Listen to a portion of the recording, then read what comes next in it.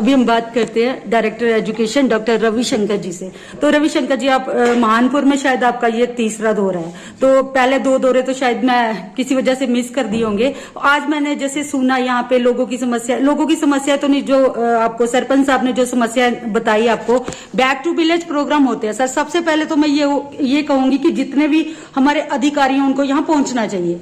Sir, उनके बिहार पे जो आते हैं उनको इतनी नॉलेज भी नहीं होती। आज मैंने सारा नोटिस करा, तो सर इसके बारे में आप क्या कहेंगे? ये तो आप बात सही कह रहे हैं कि बैक टू विलेज में सारे जो कंसर्न ऑफिसर्स हैं वो आने चाहिए, कंसर्न होने चाहिए। बट कई दफा ऐसा होता है कि 2-3 जगह प्रोग्राम्स होते हैं और प्रायोरिटीज को देखते हुए फिर, लेकिन कम से कम हमारे पास सारे रिप्रेजेंटेटिव होने चाहिए डिपार्टमेंट के, और मैक्सिमम डिपार्टमेंट्स के रिप्रेजेंटेटिव्स यहाँ थे। जो नहीं थे वो मैंने निर्देश दिए हैं अपने जो हमारे यहाँ पे नोडल ऑफिसर है उनको मैंने कहा है कि वो जो कंसर्न लिस्ट है, और खासकर कई ऐसे ऑफिसर्स हैं जो यहाँ पे बेस्ड नहीं है, जो डिस्ट्रिक्ट हेडक्वार्टर से ऑपरेट करते हैं, तो उनको फिर मैं बात करूंगा, डीसी साहब से बात करूंगा, बाकी लोगों से बात करूंगा जो उनके कंसर्न एचओडीज हैं, और विल ट्राई कि वो जो है यहाँ पे जब भी मैं बैक टू विलेज में आऊँ तो वो जरूर शिरकत करें इसमें। तो सर, सरपंच साहब ने जैसे आपको बताया कि इन्होंने अपने कैपेक्स बजट से जो काफी कुछ हॉस्पिटल को दिया है, यहाँ पे इन्होंने सोलर लाइट्स 10 लाख के लगाए, जो भी काम कर रहे हैं, तो sir is doing very good job. But sir, कुछ ऐसे भी इलाके हैं हमारे यहाँ पे सरपंच, मतलब फंड्स तो बराबर आते हैं, इक्वल फंड्स होते हैं हर सरपंच को, लेकिन सर बाकी जगह मैं ग्राउंड पे जाती हूँ, मुझे इतनी डेवलपमेंट नहीं दिखती है। तो सर, आप तीसरी बार यहाँ पे आए हैं, तो क्या मतलब जो काम इन्होंने किया है वो सही से काम हो रहे हैं, यानी फंक्शनल जो काम है? देखिए, ये तो इंडिविजुअल पे डिपेंड करता है कि वो फंड्स को किस तरह से सोचता है, क्या प्रायोरिटाइज करता है, किस तरह से उसको इम्प्लीमेंट करता है अपनी पॉलिसीज को, तो उसके ऊपर बेस्ड होता है कि फंड्स की प्रॉपर यूटिलाइजेशन कैसे है, और उसकी विजिबिलिटी भी होनी चाहिए, और उसकी प्रायोरिटाइजेशन इज वेरी इंपॉर्टेंट। अगर आपको हॉस्पिटल में किसी चीज की सबसे ज्यादा जरूरत है तो आपको पहले वही, किसी भी स्कीम को ऑनलाइन देख सकता है, उसकी प्रोग्रेस देख सकता है, और अगर वो मैच नहीं करती फिजिकल प्रोग्रेस से, फॉर एग्जांपल अगर कोई कहता है कि जी मैंने इस जगह नाली बनाने में 10 लाख रुपए खर्च किया और उसको नहीं दिखती है वहां पे, वो इमीडिएटली शिकायत कर सकता है। हमारा ग्रीवेंस पोर्टल है, और जैसे ही फिर वो जो कंसर्न ऑफिसर है और जो बाकी लोग हैं वो जवाबदेह हो जाते हैं कि भाई, तो इसलिए मेरे को लगता है कि काफी, लेकिन फिर भी सर जनता बनाए जा रहे हैं, जनता एक ही क्राई करती है कि सुनवाई कहीं नहीं है। आज काम हो रहे हैं, वही काम 1 महीने के बाद देखेंगे तो सर काम की क्वालिटी नहीं मिलती है, तो लोग यही बोलते हैं कि सुनवाई कहीं नहीं है। एक चीज सर ये है, दूसरी ये है कि हमारे जो पहाड़ी क्षेत्र के जो ज्यादातर लोग हैं ना, ज्यादा पढ़े लिखे नहीं है, तो उनको इस पोर्टल के बारे में भी इतनी जानकारी नहीं है, उनको समझ नहीं है कि हम कहाँ पे शिकायत करें। पहले तो मैं ये बोलूंगा कि इग्नोरेंस इज नो एक्सक्यूज, कि अगर कोई चीज आपको नहीं पता है तो आप ये नहीं कह सकते कि मेरे को चूंकि ये पता नहीं थी तो इसलिए वो एक एक्सक्यूज दे सकते हैं, वो नहीं है। अगर आपको सारी चीजें पूछनी है तो आपको खुद भी अवेयर होना पड़ेगा, आपको पता होना चाहिए कि कौन सी चीज किस पोर्टल पे अवेलेबल है, कहाँ अवेलेबल है, कौन सी जानकारी किससे मिल सकती है। आरटीआई आजकल अवेलेबल है, आरटीआई से लोग सारी जानकारियां निकाल रहे हैं, आरटीआई की जरूरत ही नहीं पड़ती। अगर आप अपना पोर्टल देखें, एक स्कीम की जानकारी उस पर अवेलेबल है, एक फंड की, एक रुपए की उस पर अवेलेबल है कि ये काम हुआ, इस पे इतने पैसे लगे, ये इस स्टेज पे है कंप्लीशन के। तो मेरे को लगता नहीं कि आज के जमाने में भी ये कहा जाए कि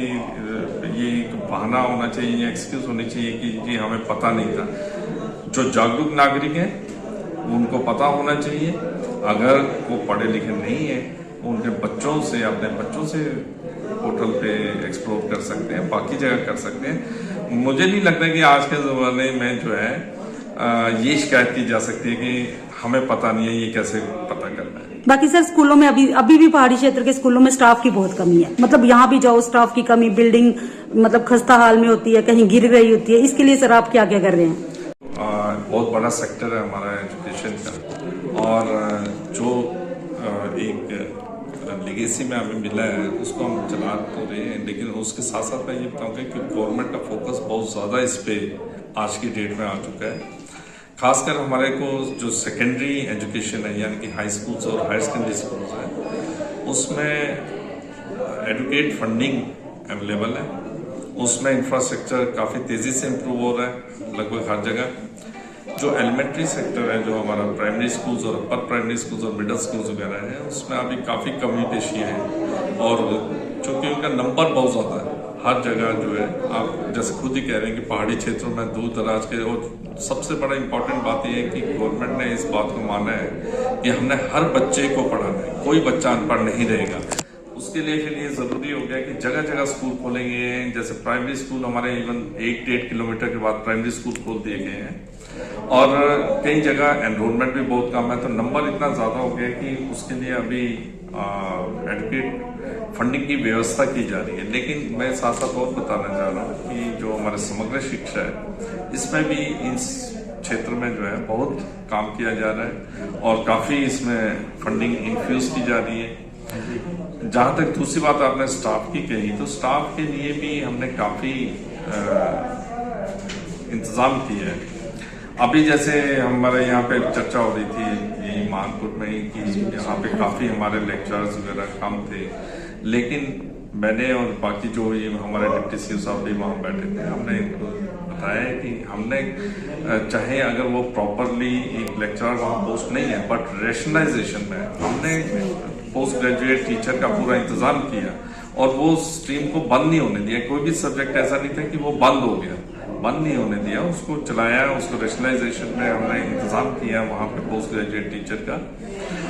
ये जरूर है कि जो एक प्रॉपर एक पोस्टिंग होनी चाहिए लेक्चरर की, वो शायद नहीं थी। वो अब हमारी एनुअल ट्रांसफर ड्राइव में पूरी कोशिश करेंगे कि साहब जो है जिस तरह से काम कर रहे हैं, जिस तरह से प्रॉपर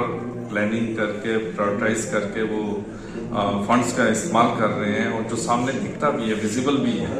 और उसमें खासकर लोगों की जो क्वालिटी ऑफ लाइफ है उसमें चेंज ला रहे हैं, तो मेरे को इस बात की बहुत खुशी है और मैं चाहता हूँ ये इसी तरह से एक्टिवली काम करते रहे। सर, आपके थ्रू हम एक मैसेज एलजी मनोज सिन्हा को भी देना चाहते हैं कि जितने भी फंड्स आते हैं, पंचायतों में आते हैं, जब म्यूनिसिपल कमेटी में आते हैं, जितने भी काम होते हैं, तो उसके लिए क्या लुक आफ्टर, मतलब एक लुक आफ्टर होनी चाहिए कि काम जो हुआ है वो, मतलब फंड्स तो सर उसका नो डाउट कि फंड्स काफी आ रहे हैं, लेकिन उनका सही में जो यूटिलाइजेशन होती है क्या वह हो भी रही है या नहीं हो रही है। तो आपके थ्रू हम एक मैसेज एलजी सिन्हा को देते हैं कि आपके जैसे अधिकारी यहाँ पे आए। जी सर, कि जो सरकारी तंत्र होता है, जो प्रोसीजर्स होते हैं, उसमें बहुत सारे चेक्स एंड बैलेंसेस होते हैं, जो हर तरह से जितने भी फंड्स हमारे पास आते हैं, चाहे कैपेक्स के आते हैं, उसमें चेक्स एंड बैलेंसेस होते हैं। उसकी बाकायदा जांच किसी भी टाइम कोई भी एजेंसी कर सकती है। एक तो ये है, दूसरा आजकल के लोग इतने जागरूक हो चुके हैं, इतनी सेल्फ अवेयरनेस है, इतने ज्यादा हमारे सोशल मीडिया के प्लेटफॉर्म्स हैं कि जैसे ही लोगों को पता लगता है कि इस पर्टिकुलर काम के लिए पैसे आए हैं और वो पूरा उसका एक, जिसको बोलते हैं, एक सोशल रिस्पॉन्सिबिलिटी बन जाती है उस डिपार्टमेंट की और उसकी जवाबदेही बन जाती है, अकाउंटेबिलिटी बन जाती है। बहुत लोग जागरूक हो चुके हैं और वो होने भी चाहिए, और उससे जो है फंड का मिस यूटिलाइजेशन या उसकी लीकेज जो है बहुत मुश्किल हो चुकी है। और साथ में मैं एक और बात बताऊंगा कि हमारे सिस्टम्स बेटर होते जा रहे हैं कि जैसे ऑनलाइन आपके कैपेक्स की अगर डिटेल अवेलेबल है कि हमारे ये काम के लिए आए हैं, और ऑनलाइन उनकी प्रोग्रेस, आपकी जमीन, आपकी निगरानी, ये इस तरह के कई आपके जो ऑनलाइन प्लेटफॉर्म्स हैं, जिस